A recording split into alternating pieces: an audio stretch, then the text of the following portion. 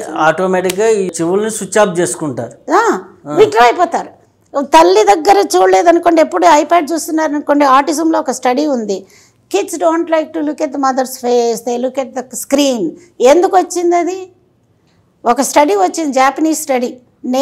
నేను ప్రాక్టికల్గా నేర్చుకున్నాను అన్నమాట. ఎందుకనంటే 70 బిలియన్ సెల్స్ ఉన్నా కూడా 100 బిలియన్స్లో 30 బిలియన్ పోయినా కూడా ఈ NICU babies, neonatal intensive care unit, extremely low birth weight babies పుట్టినప్పుడు 1 పౌండే ఉంటారు, ఇంకా తగ్గుతారు, డైలీ ట్రాన్స్ఫ్యూషన్స్తో పెరుగుతారు.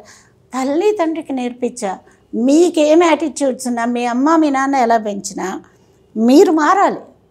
మీరు కాస్త నియంత్రించుకోవాలి మిమ్మల్ని మీరు. గట్టిగా మాట్లాడుకోండి. పేరెంట్ ఈజ్ ఇంపార్టెంట్, ఈ touch therapy important, music coming from different directions is important.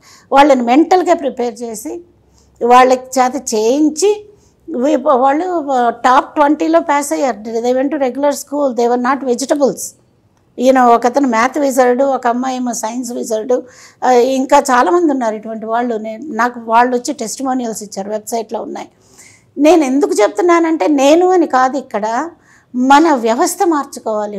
మన సంస్కృతి వేదపరంగా చాలా మంచిది. శాకాహారం అంటే ఏంటి, అదేంటి, వివాహ సంస్థలో ఒకళ్ళు తగ్గాలి ఒకళ్ళు పెరగాలి, కానీ 2 బండి చక్రాలు అని సరిగ్గానే మనకి ఇచ్చాడు. మనకి శివుడే ఎగ్జాంపుల్.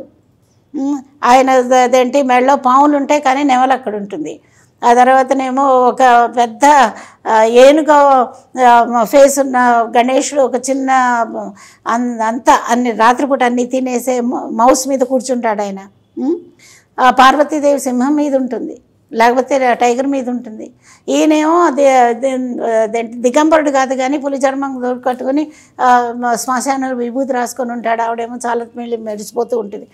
ఇవన్నీ ఉన్నా కూడా ఆది దంపతులు, అనువైన దంపతులు. అలా కావాల్సిన మన సంస్థ ఇప్పుడు వివాహ వ్యవస్థనే నమ్మము అన్న దుస్థితికి వెళ్ళిపోయాం. అలా దుస్థితికి వెళ్ళినప్పుడు ఒక రిలేషన్షిప్ తోటి పుట్టిన పిల్లవాడు రెండో రిలేషన్షిప్లోకి వచ్చేటప్పటికి వాళ్ళకి ఏం ప్రేమ ఉంటుంది? సెల్ఫ్ రిజెక్షన్ కాదా? డిప్రెషన్లోకి వెళ్ళిపోరా? ఈ మధ్యనే చూసా, 2 కుర్రాళ్ళు, మా అమ్మ బాయ్ ఫ్రెండ్ మమ్మల్ని కొట్టాడంటూ పోలీసుల దగ్గర పోలీస్ కేసు కూడా తీసుకోలేదే. ఆ పిల్లల గతేం గాను? వాళ్ళకి సేఫ్టీ ఏమిటి, సెక్యూరిటీ ఏమిటి? వాళ్ళు ఎలా పెరిగారు? వాళ్ళ కోపం రాదా? వాల్కనోలాగా రేపు గన్ను తీసుకొని అందరినీ షూట్ చేయరా? లేకపోతే గొడ్డలు తీసుకొని నరకరా? ఇది విలేజ్లోనూ జరుగుతుంది, మన అర్బన్ డెవలప్మెంట్లోనూ జరుగుతుంది. మనం మారాలంటే లైఫ్ స్టైల్ మార్చుకోవాలి. ఎస్, నాకు స్ట్రెస్ ఉంది, I want to let go of the stress. ఎందుకంటే నేను ఆ స్ట్రెస్ని మార్చలేను. నా వరకు నేను బాగా చేస్తాను, ఇంకోళ్ళని మార్చలేను. నేను మారాలి. ముందు నా లోపల ప్రేమను పెంచుకోవాలి, నా మీద నాకు సెల్ఫ్ కాన్ఫిడెన్స్ పెంచుకోవాలి. ప్రెగ్నెంట్ లేడీకి కానీ చిన్నపిల్లలకు కానీ పెంచేటప్పుడు తల్లిదండ్రులకి మెడిటేషన్, యోగా, ప్రాణాయామం ఎంతవరకు ఉపయోగపడతాయి? చాలా ఉపయోగపడతాయి. ఎందుకంటే ప్రెగ్నెన్సీ యోగా మేము టీచ్ చేస్తున్నాం అక్కడ. ఇక ఈస్టర్ నుంచి వెళ్ళిందే, అక్కడ అందరూ నేర్చుకొని రవిశంకర్ దగ్గర వీళ్ళ దగ్గర నేర్చుకొని చేస్తున్నారు. ప్రీనాటల్ యోగా అనేసి, ప్రీనేటల్ యోగా, ఇన్ఫెంట్ యోగా ఉంది మాకు. ఆ తర్వాత నర్సరీ సెంటర్స్లో 18 పిల్లలప్పుడే మా మనవరాళ్ళు నేర్చుకున్నారు. వాళ్ళు చక్కగా కాలు తీసి ఇక్కడ పెట్టుకుంటారు. నాకు రాదు, నా బాడీ స్టిఫ్. ఆ యోగా ప్రాణాయామమే కదా తోటి కలిసి ఉంటుంది కదా, బ్రీతింగ్ ఎక్సర్సైజ్ తోటి. అది ఆత్మిక అవేర్నెస్ని టచ్ చేస్తుంది. మనకు పర్పస్ ఉంది లైఫ్లో. ముందు నేను మంచి ఎడ్యుకేషన్ తెచ్చుకోవాలి, తర్వాత నేను మంచి మనిషిగా బతకాలి. నేను మంచి మనిషిగా బతకాలి, నా ఫ్యామిలీని హెల్ప్ చేయాలి, నేను కమ్యూనిటీని హెల్ప్ చేయాలి. ఇది ఎక్కడుందండి? ఇంత క్రోర్స్ డబ్బులు పెట్టుకున్న పిచ్చకాళ్ళు ఎందుకున్నారు స్ట్రీట్ మీద? మనం మారాలి కదా ఇప్పుడన్నా. మరి మన పిల్లలు ఏదన్నా చేస్తే వాళ్ళని ప్రొటెక్ట్ చేసుకుంటూ అత్యాచారం చేసిన పిల్లలే ఉంటారు. వాళ్ళని మనం ప్రొటెక్ట్ చేసుకుంటున్నాం మన డబ్బుతోటి. కానీ వాళ్ళు ఎందుకు అట్లా అయ్యారు? నువ్వు అటెన్షన్ పే చేసి రిలేషన్షిప్స్ ఉంటే, అయ్యో నేను ఈ పాత్ రాంగ్ కదా, డిస్క్రిమినేషన్ పోయింది కదా, మతిభ్రంశం వచ్చేసింది కదా, బుద్ధి నాశో వినశతి. అయితే ఒక చైల్డ్ చాలా పద్ధతిగా పెరిగి స్పిరిచువల్ సైడ్గా సద్బుద్ధితో పెరగాలంటే ప్రెగ్నెంట్ లేడీ ఎలా ఉండాలి, ఫస్ట్ 1000 days ఎలా ఉండాలి, ఆ తర్వాత ఎలా ఉంటే ఆ అబ్బాయి, పుట్టిన అబ్బాయి ఎలా గ్రోత్ అవుతాడు, అంటే ఒక స్పిరిచువల్ సద్బుద్ధితో కలిగిన చైల్డ్గా.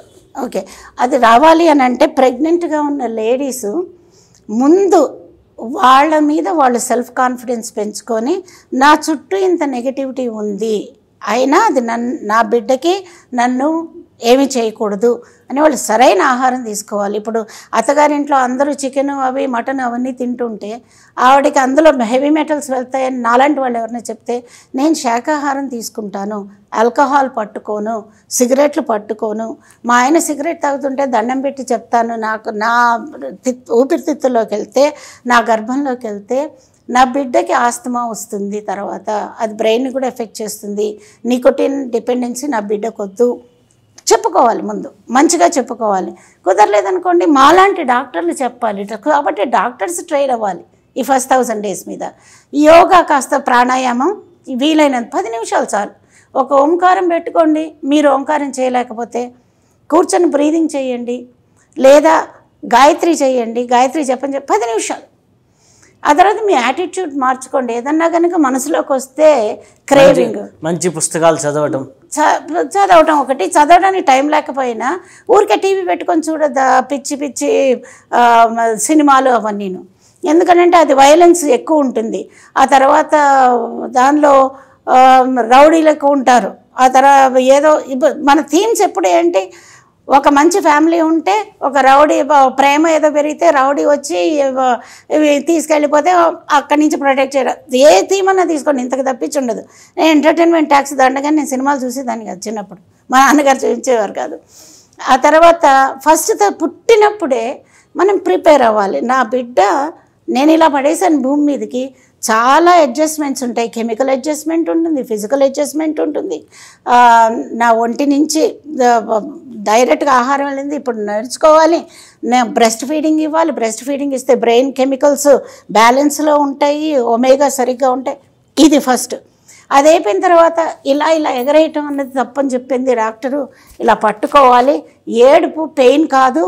గ్రైప్ వాటర్ నేను బయట నుంచి సోర్సెస్ ఇవ్వక్కర్లేదు, నా హృదయాన్ని ఇస్తాను, నా మంచితనాన్ని ఇస్తాను, నా ప్రేమని ఇస్తాను. నేను మాట్లాడితేనే కదా నా బిడ్డ నేర్చుకునేది మాటలు. ఇట్లాగనమాట తల్లి మాట్లాడాలి. ఆవిడ లిప్స్ నుంచి వచ్చే సౌండ్ బిడ్డలకి వెళ్ళి తల్లి కావచ్చు, తండ్రి కావచ్చు, నానమ్మ కావచ్చు, డిఫరెంట్ లాంగ్వేజెస్ కావచ్చు, ఒక పర్సన్ ఒకలేదు. ఆ కమ్యూనికేషనే లేనప్పుడు మనకి ఎలా స్టిమ్యులస్ ఉంటుంది? స్టిమ్యులస్ లేకపోతే నెట్వర్క్స్ ఎలా ఫామ్ అవుతాయి? వైర్ ఫామ్ అవ్వదు. అలాగే టచ్ చేయాలి. టచ్ చేస్తే ఇంటర్నల్ రిలాక్సేషన్. మ్యూజిక్ ఎక్కడైనా పెట్టాలి. పెడితే అది మ్యూజిక్ రైట్ సైడ్ నుంచి లెఫ్ట్ సైడ్ నుంచి కనుక వస్తే రెండు వైపులా బ్రెయిన్ కనెక్ట్ అవుతుంది. అలాగే చిన్నపిల్లల ఎక్సర్సైజెస్ ఇలా చేస్తున్నాం, బైసిక్లింగ్ ఎక్సర్సైజెస్ అని చెప్తాం. ఆ తర్వాత కాళ్ళు తీసుకెళ్ళి ఇటు పక్క, చేతులు తీసుకెళ్ళి ఇటు పక్క కదిలిస్తే ఇంటర్నల్ హార్మోన్స్ వస్తాయి అన్నమాట.